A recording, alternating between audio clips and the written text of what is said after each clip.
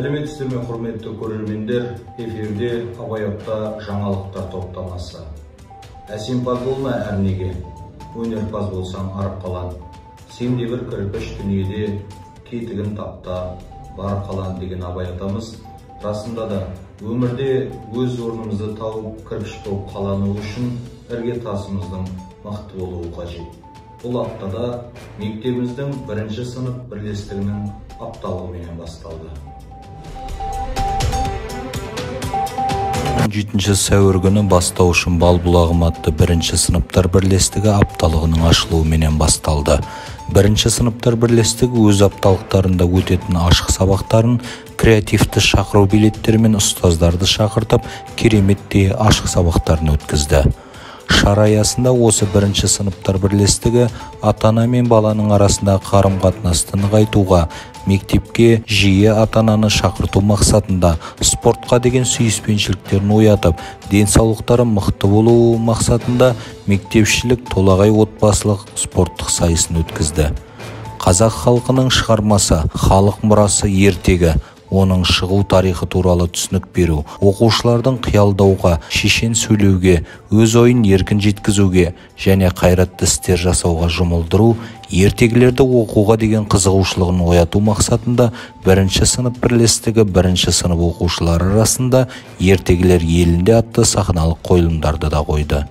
18 сәуір күні Абай Құнанбаевтың өмірі мен шығармашылығын насихаттау бағытында сәуір айында жүргізілетін іс-шаралар жоспарына сәйкес көркем еңбек пән мұғалімдері Дүйсенова Амангүл мен Нуринбаева Айгүл талап, еңбек, терең ой тақырыбында оқушылардың шығармашылық жұмыстарының көрмесін ұйымдастырды.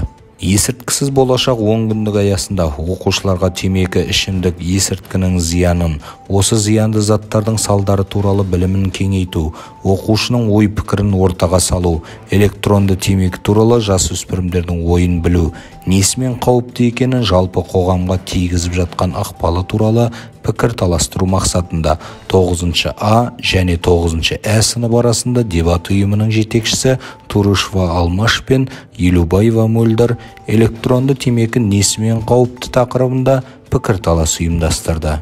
Осы аталмыш 10 күндікте денсаулықты сақтауға және нығайтуға бағытталған сауықтыру жолындағы белсенді іс-әрекеті, салауатты өмір салтын сақтау мақсатында мектепшілік 8-ші сынып оқушылары арасында дене тәрбиесі пәні мұғалімдерінің ұйымдастыруымен салауатты өмір салты сенің өмірлік серігің болсын атты спорттық сайысы өтті.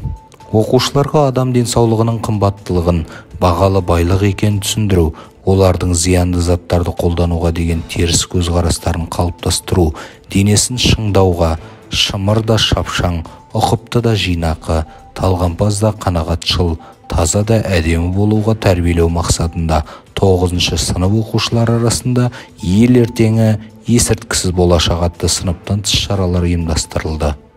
Балалар жол көлік жарақатын алмауына, жаяу жүргіншінің жолынан тыс жолда көліктің өтпеуіне, рұқсат етілмеген жерден жолды кесіп өтпей, көлік көп жүретін бөлігіне абайсызда оқушы шығып кетпеу мақсатында қала әкімдігі ата-аналардың арыз шағым сұраныстарын қабылдап, мектепті қоршаулармен қоршады.